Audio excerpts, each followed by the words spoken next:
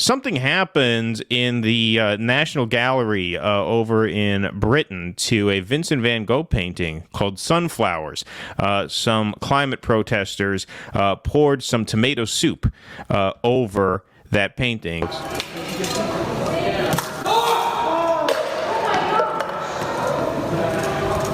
Security.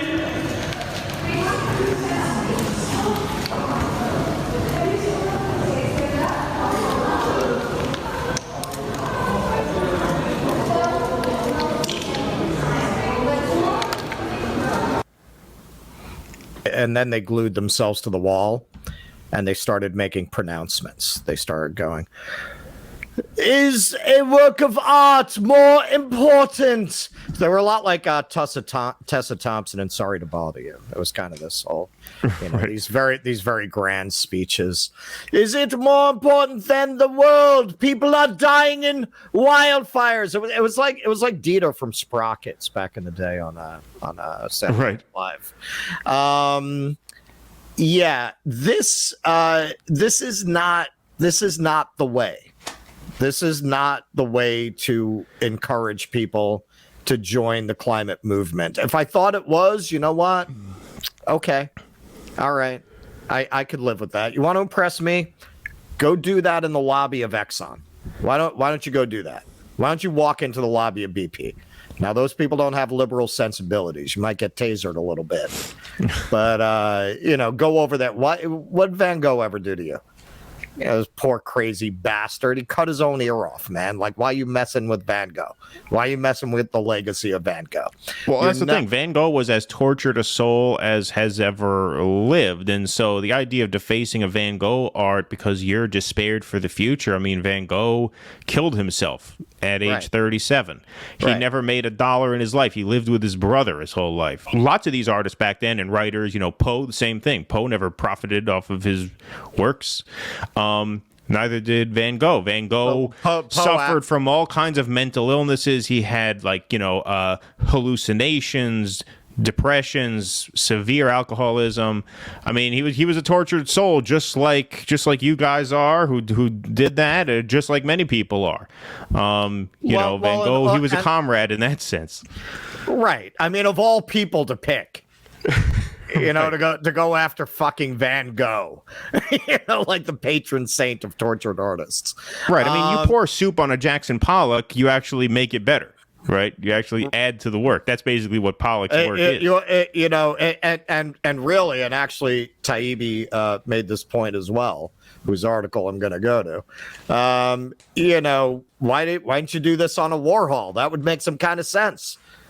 Yeah, that's true. Do the soup on the soup. The soup on soup, yeah. Exactly. There you go.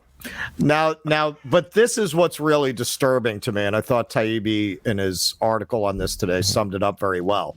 I don't buy the idea that thought was put into what to throw at a Van Gogh and not where to throw it.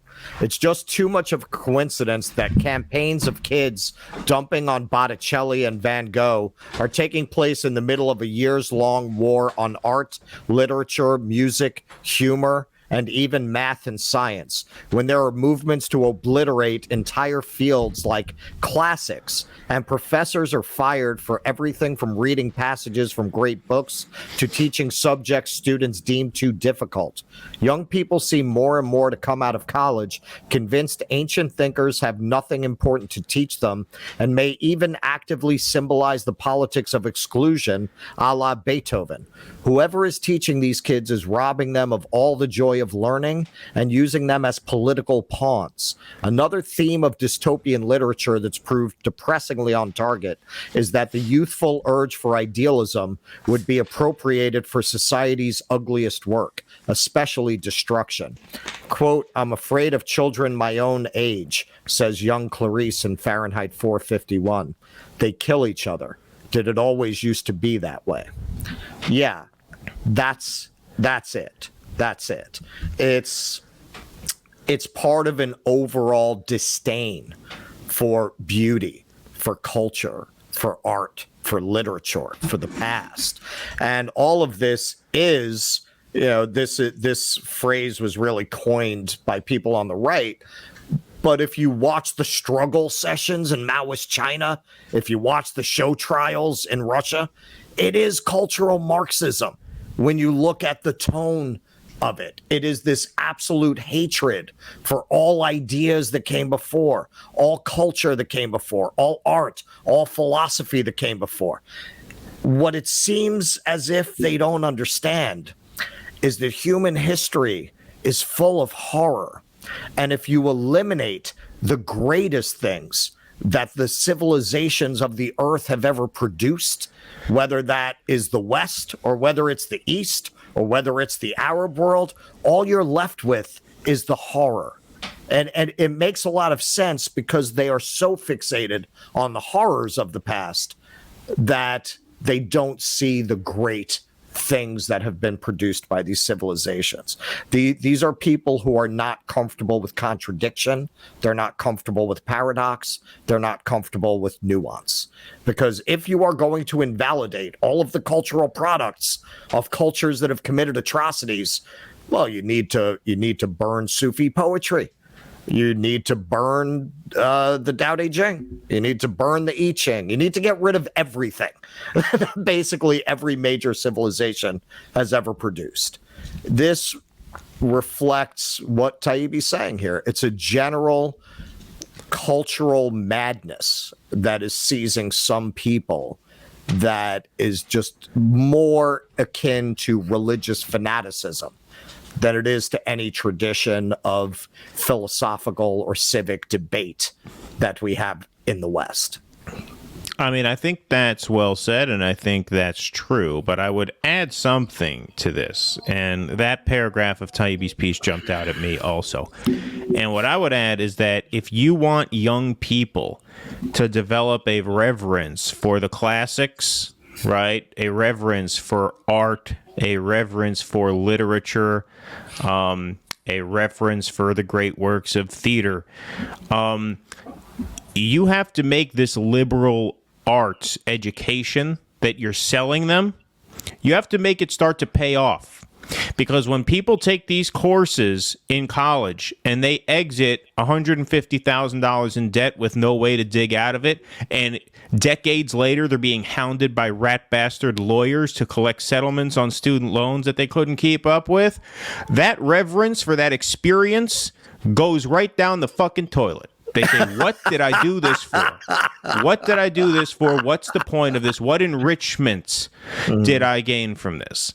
And you might think that's a bit of a stretch, but I don't think it's as much of a stretch as people think. I think part of the nihilism that young people are feeling is because they feel like exposure to these ideas, exposure to these experiences, don't actually result in anything revelatory for them. They get a piece of paper saying they learned this shit. 80% of this shit goes in one ear, out the other. They forget it a few years later, and they get stuck with a bill that they have trouble paying off in a world that is deteriorating environmentally. Right. And so I think that is an expression of despair. I think it's a nihilistic expression of hopelessness. And it's, of course, a scummy thing to do, to take a can of soup and throw it on a Van Gogh. I do not condone it. To the speeches that they gave while they were glued to the wall, you know, why should we enjoy art when the world is such a dark place? Well, that's exactly why you should enjoy art. That's the whole purpose of art. Right. The whole purpose of art is to transcend the horrors of the world. Right. That's why people create it, and that's why people seek it out. Yeah, that was another point Taibbi made in his piece, that, you know, if it's really a work of art, art should be connecting you to life. And people who are, he actually says in his piece, if more oil executives were in touch with art, maybe they would be less determined to destroy the planet. I'm paraphrasing, but that's essentially what he said. And yeah, the idea, like, yeah, let's get rid of Beethoven. What are you talking about?